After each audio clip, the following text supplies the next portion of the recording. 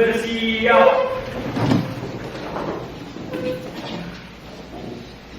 Beri salam. Selamat siang anak-anak, silakan duduk.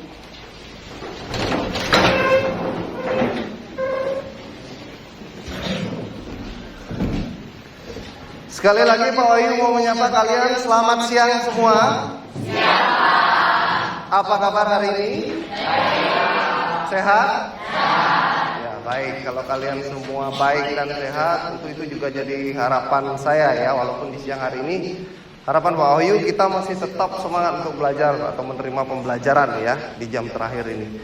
Anak-anak sekalian, sebelum kita mulai pembelajaran seperti biasa, kita awali dulu dengan doa ya. Jadi untuk itu Pak Wahyu minta ketua kelas silakan ke depan untuk memandu memimpin doa. Baiklah teman-teman, sebelum kita memulai pelajaran PPK ini, baiknya kita berdoa menurut kepercayaan dan agama masing-masing. Berdoa dimulai.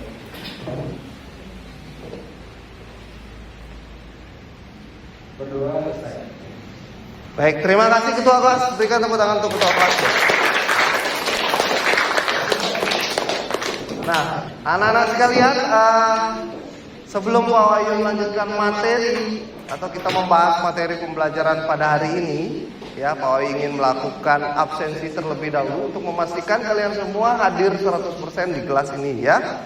Jadi seperti biasa Pak Wahyu sudah share di grup kelas untuk link absensi. Silakan kalian ambil handphone kalian dan mulai melakukan absensi terhadap link tersebut. Silakan Pak Wahyu kasih waktu 1 menit dari sekarang. Baik, sudah ya? Sudah. Baik, kalau sudah silakan taruh kembali handphone kalian. Pak Wahyu melihat di sebelah kiri Bapak itu ada bangku kosong anak-anak ya. Kalau boleh tahu itu siapa yang tidak hadir hari ini? Anela. Oh ya, Anela. Ketua kelas mungkin tahu informasi Anela kemana? Anela izin. Baik. Ada lagi selain Anela? Tidak ya, hanya Anela. Indri kemana ketua kelas? Indri juga izin. Oke, sudah di absensi ya? Ya. Sama Daniela izin juga. Ya, izin sudah. Jadi 3 anak sudah dilakukan absensi izin ya. Anak-anak sekalian masih ingat tidak dengan materi pembelajaran yang Pak Wahyu berikan minggu lalu? Jadi minggu lalu kan kita sempat bertemu. Apa yang kita bahas? Tata urutan peraturan perundang-undangan ya. Dalam hal ini adalah tentang maknanya ya. Jadi di tahap awal kemarin Pak Wahyu menjelaskan tentang atau kita membahas materi tentang makna daripada peraturan perundang-undangan. Nah, dalam materi tentang makna peraturan perundang-undangan itu Pak Wahyu memberikan kalian atau meminta kalian untuk mengidentifikasi permasalahan yang Pak Wahyu beri terkait materi tersebut ya. Masih ingat permasalahannya apa? Tentang apa? Angkat tangan yang mau coba jawab ya, silakan. Masalahnya tentang kasus jering yang menyinggung organisasi kesehatan internasional. Oke, berikan tepuk tangan buat teman kalian. Ya. Jadi di makna peraturan perundang-undangan yang kita bahas minggu lalu, itu Pak Wahyu memberikan kalian itu permasalahan di mana Bapak minta kalian mengidentifikasi masalah itu, yaitu tentang kasus pelanggaran yang dilakukan oleh Jering terkait dengan statement atau ucapannya yang menghina IDI, ya, Ikatan Dokter Indonesia. Nah, untuk pertemuan kali ini anak-anak, kita masih membahas seputaran tentang peraturan perundang-undangan, ya.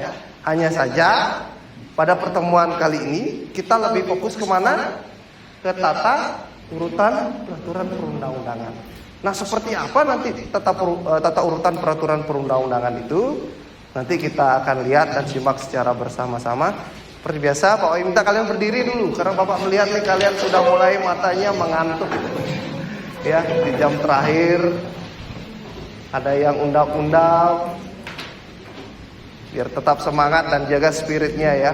Pak Wahyu minta Amel dong ke depan untuk mungkin bisa memandu salah satu lagu nasional ya, untuk membangkitkan semangat dan nasionalisme teman-teman di kelas. Silakan Amel. Di sini semuanya udah tahu lagu Bangun Pemimpin Pemuda. Tahu? Kita nyanyiin satu ayat ya. Sambil dulu pertama berikan semangat, oke? 1, 1, 2, 3.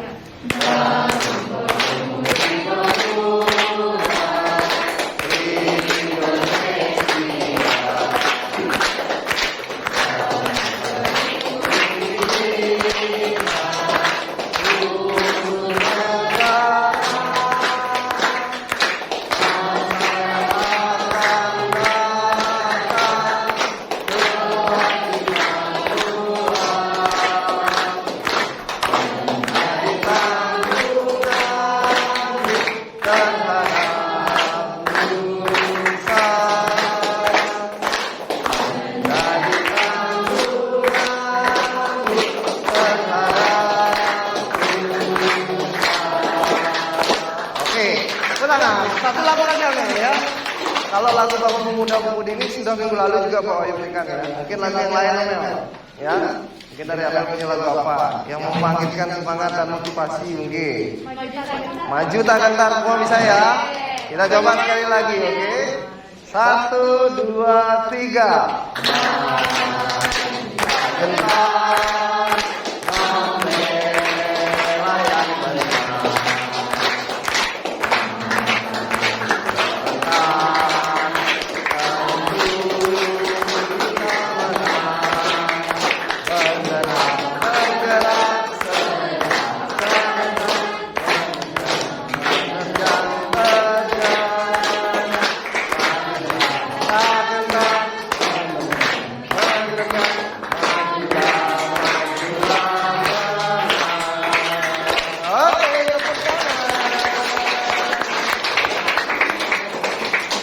Oke, silakan duduk Amel. Ya.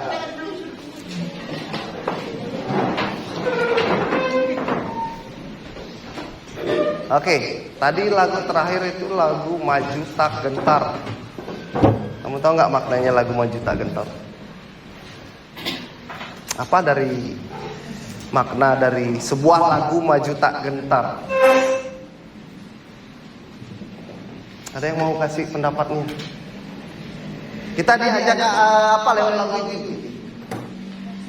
Apa? Amel?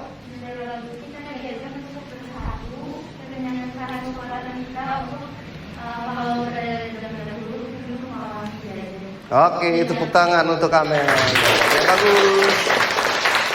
Ada lagi anak-anak? Ada lagi? Tidak ada?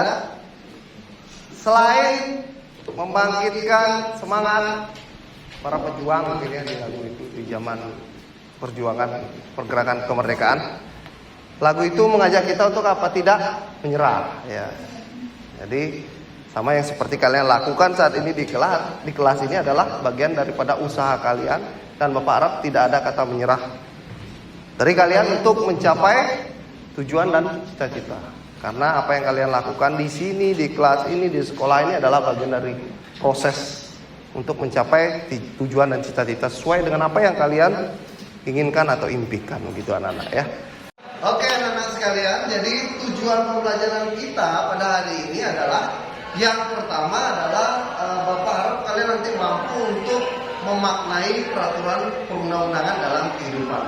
Kemudian yang kedua, kalian mengetahui secara rinci tentang tata urutan peraturan perundang-undangan yang ada di negara kita. Bisa dipahami semua? Bisa, Pak. Baik, tepuk tangan untuk kita semua sekali lagi. Baik, anak-anak. Ketua kelas tolong bantu Pak Wahyu untuk hidupkan proyektornya.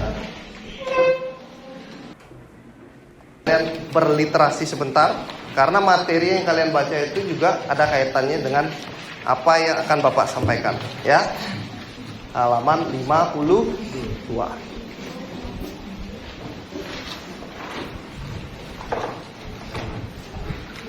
Sudah ketemu? Tentang apa? Ya, makna tata urutan peraturan perundang-undangan di Indonesia ya. Silakan kalian baca.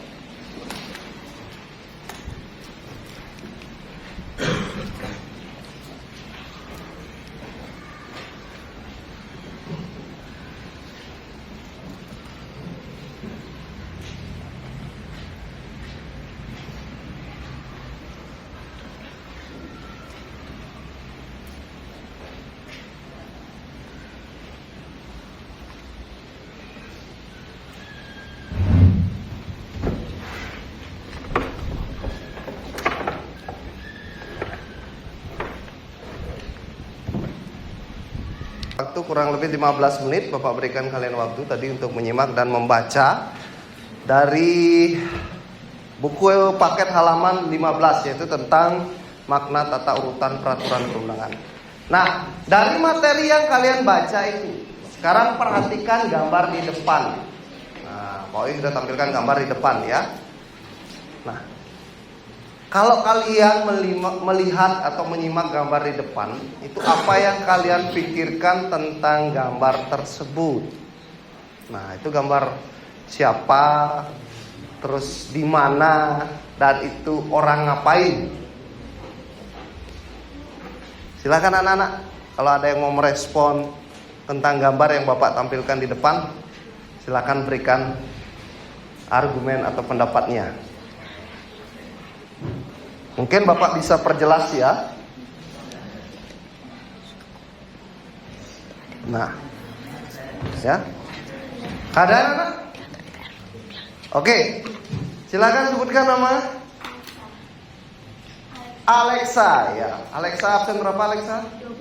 21. Silakan Alexa, dari gambar di atas atau di depan itu kamu melihat itu atau apa yang terlintas dalam pikiranmu tentang gambar tersebut?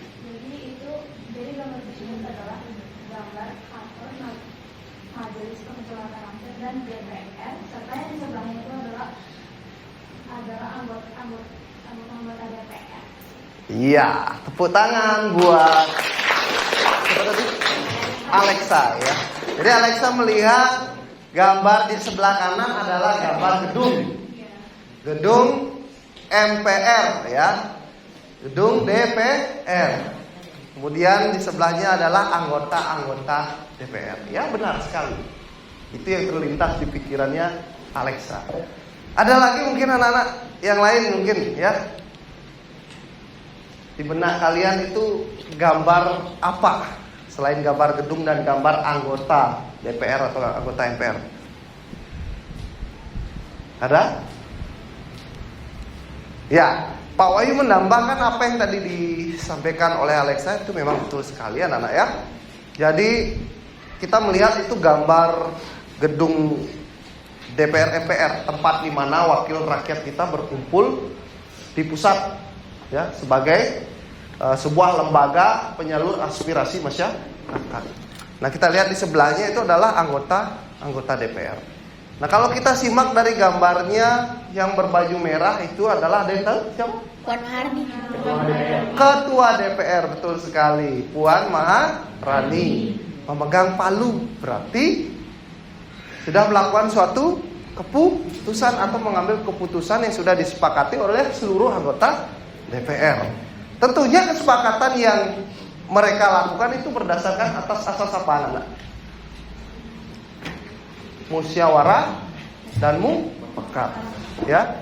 Jadi apa yang dilakukan oleh anggota DPR itu adalah mereka baru saja mengesahkan sebuah rancangan undang-undang menjadi sebuah undang-undang. Ya. Jadi seperti topik yang kalian baca juga tadi di literasi itu adalah tentang apa? Tata urutan peraturan perundang-undangan. Salah satu tata urutan peraturan perundangan di sana kan adalah undang-undang. Ya, di atas di bawah undang-undang dasar ada undang-undang. Nah, itu yang dilakukan oleh anggota DPR itu anak-anak ya. Baik, nah, ini gambar kedua, coba perhatikan. Nah, kalian bisa baca tulisan di bawahnya ya. Ini tayangan dari salah satu stasiun TV ya. Jadi apa yang kalian simak dari gambar itu? Iya, baik, betul sekali. DPR mengesahkan Undang-Undang Cipta Kerja. Jadi sebuah produk undang-undang dilahirkan oleh DPR dan disahkan. Jadi topik daripada undang-undang yang disahkan ini adalah tentang Undang-Undang Cipta Kerja. Salah satu contoh atau bentuk undang-undang yang berlaku di negara kita. Ya, anak-anak ya, sampai sini bisa dipahami? Ya. Nah, jadi bisa kita simpulkan anak-anak, undang-undang itu mempunyai fungsi dan tujuan untuk apa? Untuk apa? Untuk apa sih DPR membuat suatu produk undang-undang? Silakan anak-anak yang mau ngasih argumen. Tidak apa-apa, jangan takut salah anak-anak ya. Bapak senang kalau ada yang mau berargumen ya. Silakan, Amel. Kalau menurut saya undang-undang itu diciptakan pertama sebagai dasar yang kita tahu itu sebagai sesuatu yang mengatur masyarakat di lingkungan masyarakatnya. Lalu kalau menurut saya saja itu juga diciptakan untuk kepentingan bersama ataupun untuk mencapai keuntungan-keuntungan lainnya dari undang-undang yang telah diciptakan. Iya. Tepuk tangan untuk Amel, jawabannya bagus sekali. Ada lagi anak-anak yang lain mungkin mau ngasih pendapat? Ya, yang cowok sekarang mungkin ya. Dari tadi 2 orang putri yang cantik-cantik ya sudah memberikan argumen. Mungkin Samuel ya. Pak Ayu lihat Samuel sudah mulai sedikit turun gininya ya. Balon matanya. Biar gak ngantuk, coba Samuel kasih pendapat deh ya. Ya, dari gambar di depan ya, itu kan salah satu bentuk produk undang-undang yang dilahirkan oleh DPR. Nah, fungsi undang-undang dibuat oleh DPR itu untuk apa? Kalau menurut kamu, Sam? Untuk supaya masyarakat lebih terlibat. Oke, tepuk tangan untuk Samuel. Baik jawabannya. Untuk menertibkan masyarakat katanya, untuk mengatur. Ya, jadi benar sekali. Jadi undang-undang yang dibuat oleh badan negara ini atau lembaga negara ini adalah untuk mengatur segala pola tingkah laku kehidupan kita dalam kehidupan berbangsa dan bernegara. Dalam berbagai bidang hukum, sosial, budaya, pertahanan, dan keamanan. Ya, sampai situ paham anak-anak ya? Sudah cukup jelas sekali. Baik anak-anak, dari salah satu bentuk undang-undang ini kita juga melihat bukan hanya undang-undang yang berlaku dalam negara kita, tetapi ada aturan-aturan lain juga yang berlaku dalam negara kita. Itu bisa kita simak dari apa? Dari tata urutan peraturan perundangan. Siapa yang mau ngasih pendapatnya atau jawabannya? Apa saja yang menjadi tata urutan peraturan perundangan mulai dari tingkat tertinggi sampai terendah? Mungkin tadi kalian sudah dapat sempat baca kan? Pak Oi minta kalian tadi apa? Membaca. Ya, mungkin siapa yang masih ingat atau yang sudah menemukan tentang tata urutan peraturan perundangan. Oke, yang di belakang. Cowok, sebutkan namanya deh. Pram, absen berapa Pram? Absen 2, silakan Pram. Tata urutan peraturan perundangan di Indonesia yang pertama Undang-Undang Dasar 1945, yang kedua ketetapan Majelis Permusyawaratan Rakyat atau TAP MPR, yang ketiga undang-undang, yang keempat peraturan pemerintah pengganti undang-undang atau Perpu, yang kelima peraturan pemerintah, yang keenam peraturan presiden, yang ketujuh peraturan daerah, dan yang kedelapan peraturan daerah kabupaten dan kota. Oke, tepuk tangan untuk Pram ya. Ya, jelas sekali yang disampaikan oleh Pram tadi bahwa tata urutan peraturan perundangan mulai dari tingkat yang paling tinggi Undang-Undang Dasar, kemudian ada undang-undang atau Perpu, kemudian ada peraturan pemerintah ya. Kemudian ada peraturan presiden, ada peraturan menteri, sampai tingkat paling bawah yaitu ada perda yang dibagi menjadi 2. Perda provinsi dan perda kabupaten. Semua tata urutan peraturan undang-undang ini dari tingkat bawah sampai tingkat atas itu berhubungan nggak? Berubah nggak? Hubungannya kayak gimana? Bagaimana sih hubungan antara tata urutan peraturan perundangan dari tingkat bawah sampai atas atau dari tingkat atas sampai ke bawah? Ya, silakan. Sebutkan nama. Deva, Pak. Deva, silakan Deva. Jadi hubungannya mereka itu adalah terpacu pada hukum tertinggi yaitu Undang-Undang Dasar. Jadi hukum di bawah Undang Dasar 1945 tidak boleh bertentangan dengan di bawahnya, sehingga bisa dijadikan mereka itu berhubungan. Oke, tepuk tangan untuk Deva jawabannya ya. Jadi benar ya anak yang disampaikan oleh Deva bahwa kaitan dari seluruh peraturan perundangan yang ada itu memiliki hubungan ya.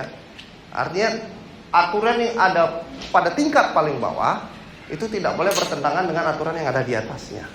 Dan seluruh peraturan perundangan kita itu mengacu kepada undang-undang tertinggi yaitu Undang-Undang Dasar 1945. Jelas anak-anak ya? Oke, baik. Anak-anak seperti biasa, Pak Oyi mau bagi kelompok lagi ya, karena Pak Oyi akan memberikan kalian satu tugas kelompok di mana Pak Oyi ingin melihat bagaimana jalan pikiran kalian, bagaimana kerjasama kalian dengan teman kelompok kalian. Kita pakai angka kali ini ya. Kalau minggu lalu pakai taktik, tuh, boom, ya, keluar. Sekarang kita pakai angka 1 sampai 6 ya. Kita mulai dari depan, yuk. 1, 2, 4, 5, 6, 2, 4, 2, 4,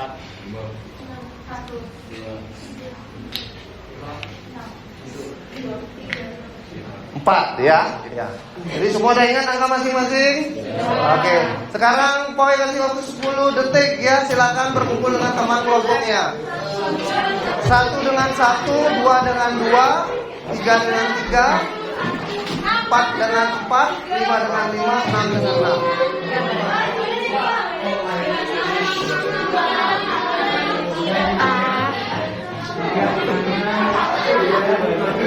Silakan duduk dengan teman kelompoknya, cepat.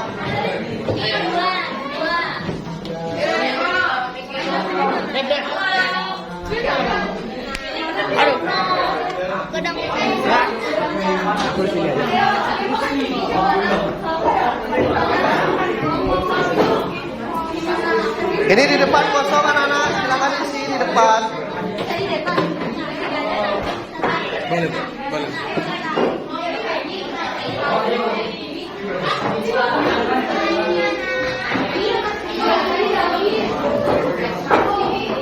Aduh, akhirnya ada kursi ya guys.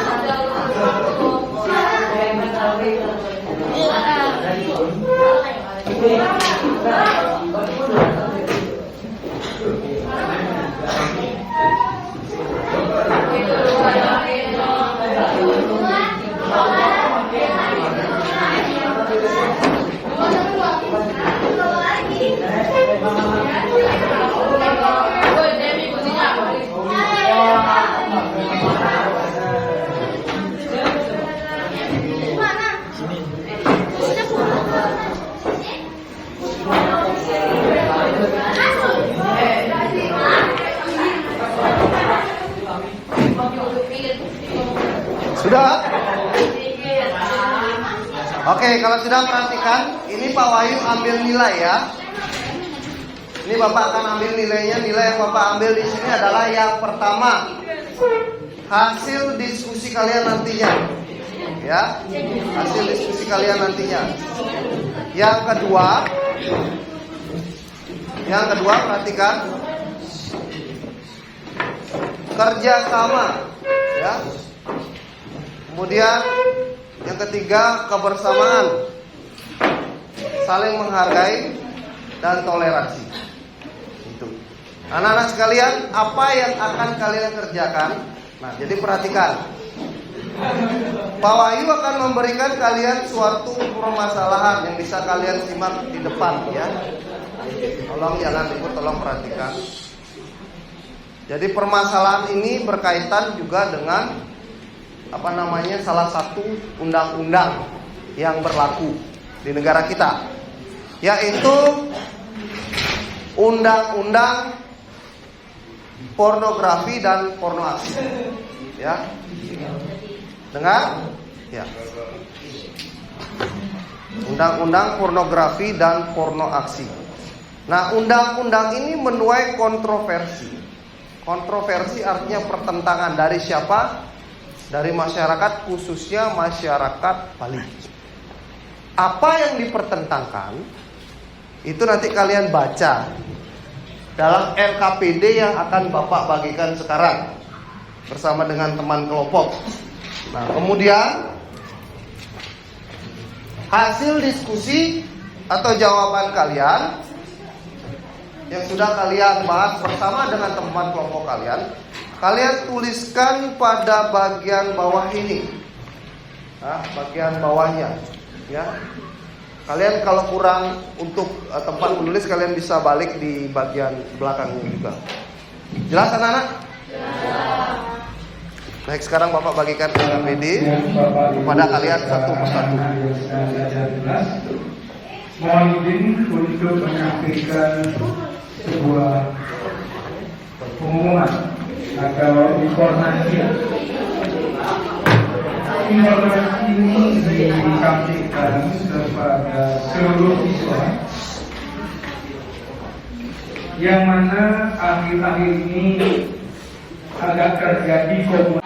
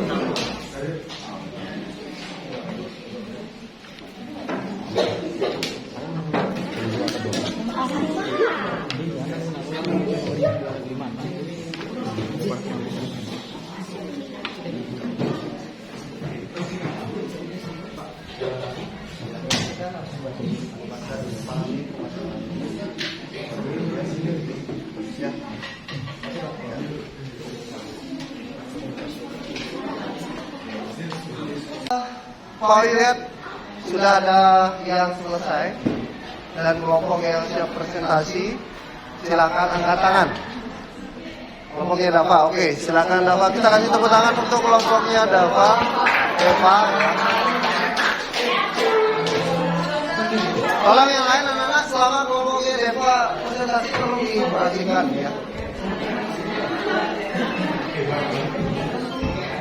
Samuel, kalau bisa tenang, tutup jendelanya dulu. Ya, silakan. Selamat pagi Pak Guru dan teman-teman. Siap Pak Guru dan teman-teman? Siap. Perkenalkan, nama saya Muhammad Kusuma, nomor 20. Nama saya Sastra Kami, aku melakukan 30. Nama saya Muhammad Kusuma, nomor 27.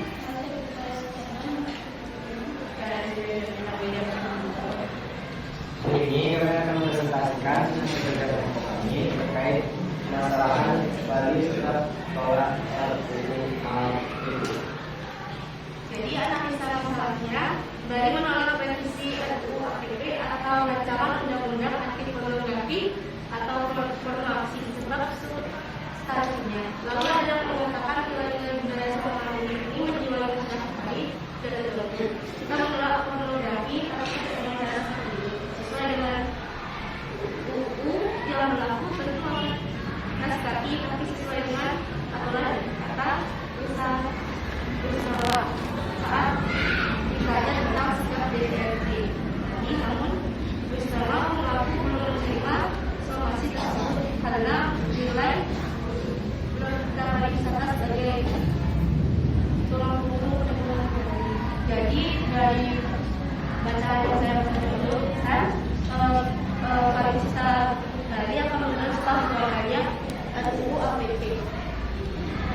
Lalu beda dengan nama ini adalah dalam RUU karena terdapat dalam buku yang ada dalam tata urutan perundang-undangan. Jadi di dalam ayat yang kita bahas, kita membahas tata urutan perundang-undangan. Di dalam tata urutan perundang-undangan itu terdapat undang-undang dan pada saat undang-undang terdapat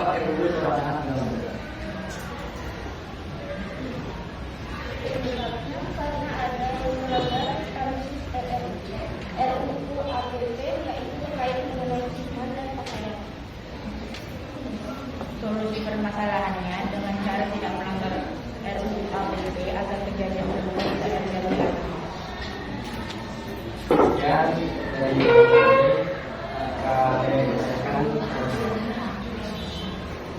Baik, anak-anak yang bertanya dari kelompoknya Deva ini, apa yang sudah disampaikan? Cukup jelas ya? Iya.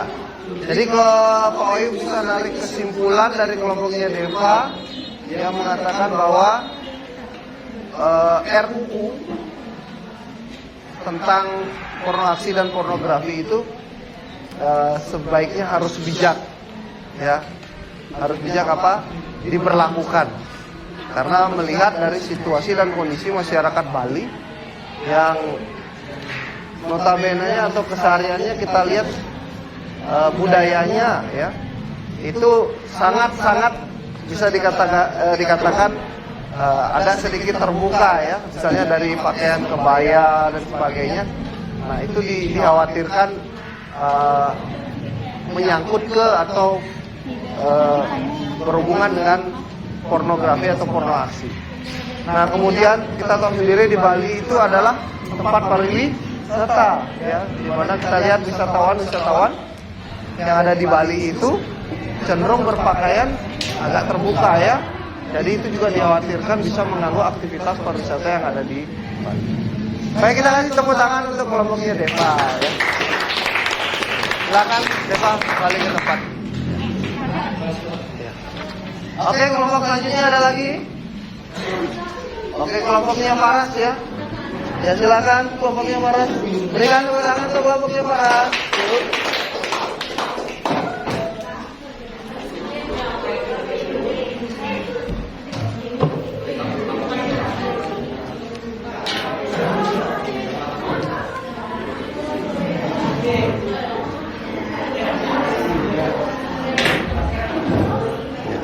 Tolong yang lain tenang anak-anak biar bisa kita mendengar apa yang disampaikan oleh kelompok kedua ini.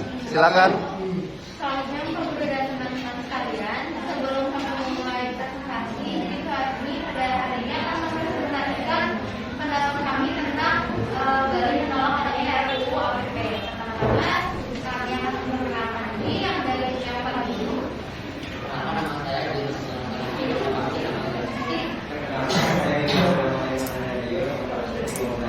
Saya Lucia Indonesia, nomor 24.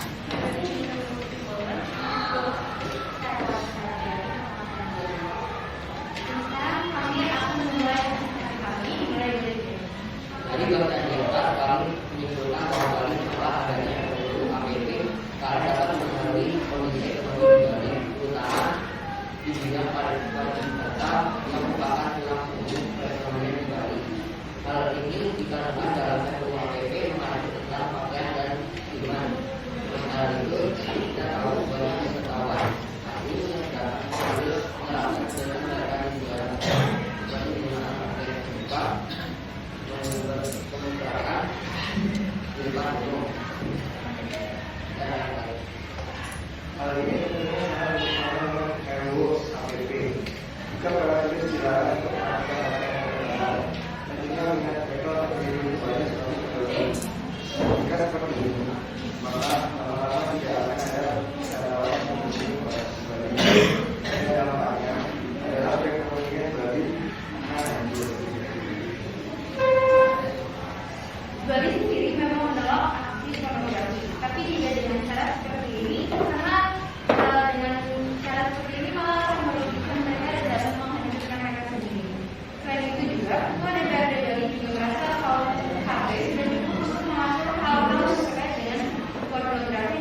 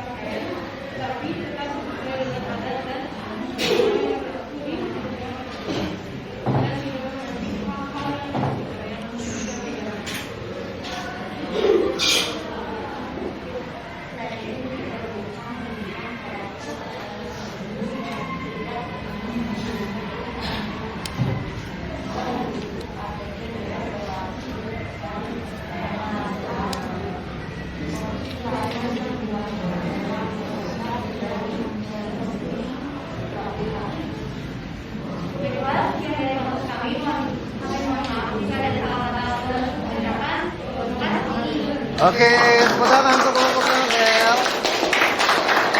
Silakan duduk, Mel. Ya. Baik anak-anak, tolong perhatikan poin ke depan, ya.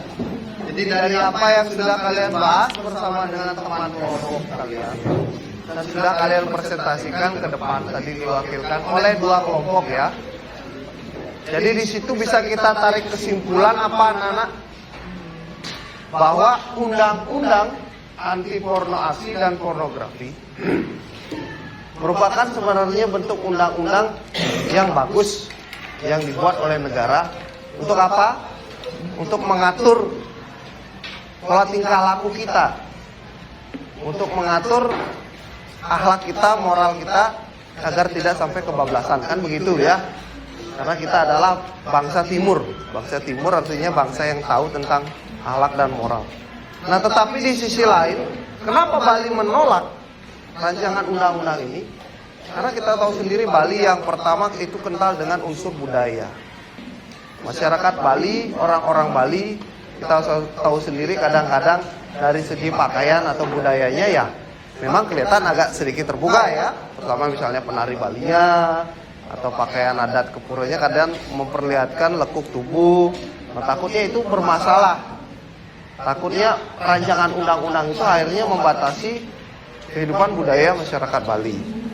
Kemudian yang berikutnya, Bali itu sendiri merupakan tempat pariwisata di mana banyak turis asing yang datang ke sini dengan berpakaian terbuka ya, kadang berciuman bahkan di tempat umum ya.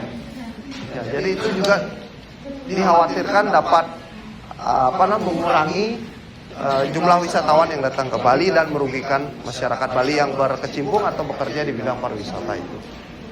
Nah, solusi yang bisa kita ambil adalah sebenarnya ini kembali kepada siapa anak-anak diri kita masing-masing.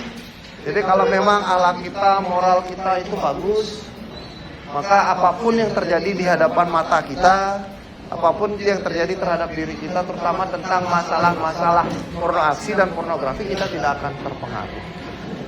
Dan kesimpulan yang bisa kita ambil dari materi pembelajaran pada hari ini adalah apa? Bahwa sebuah rancangan peraturan perundang-undangan itu bisa disahkan menjadi undang-undang, bisa juga tidak jadi untuk disahkan menjadi sebuah undang-undang apabila menuai kontroversi dan pertentangan dari masyarakat. Jadi sebuah rancangan undang-undang itu sejatinya bisa menjadi sebuah undang-undang apabila bisa ditaati, disepakati, disetujui oleh semua masyarakat, semua orang, semua warga negaranya. Ya, mungkin hari ini itu saja yang bisa Bapak sampaikan untuk materi pembelajaran kita. Ya, jadi materi pembelajaran Pak Wayu sampai situ, dan tolong kalian baca lebih lengkap lagi, lebih rinci lagi tentang bagaimana tata urutan peraturan perundangan yang ada di negara kita. Dan untuk materi minggu depan, anak-anak, ya, kita akan membahas tentang sikap dan perilaku yang sesuai dengan tata urutan peraturan perundangan. Jadi sebelum kita masuk materi itu, nanti di rumah selama 1 minggu ini kalian Bapak minta untuk membuka buku kembali, silakan membaca buku berliterasi dari berbagai macam sumber terkait dengan perilaku yang sesuai dengan peraturan perundangan. Bisa dipahami semua? Baik, kalau bisa mari kita tutup pembelajaran hari ini dengan doa. Bapak minta Selvano bisa ke depan untuk pimpin doa ya.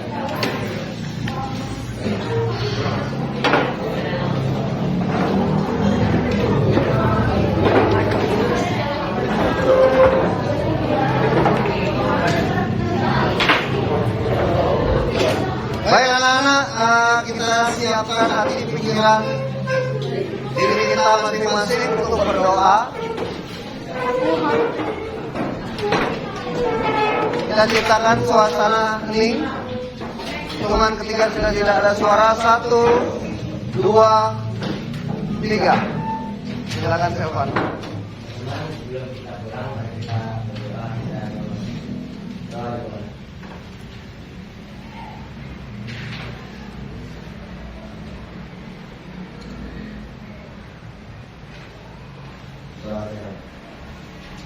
Terima kasih Selvano, silakan kembali ke tempat. Tepuk semangat.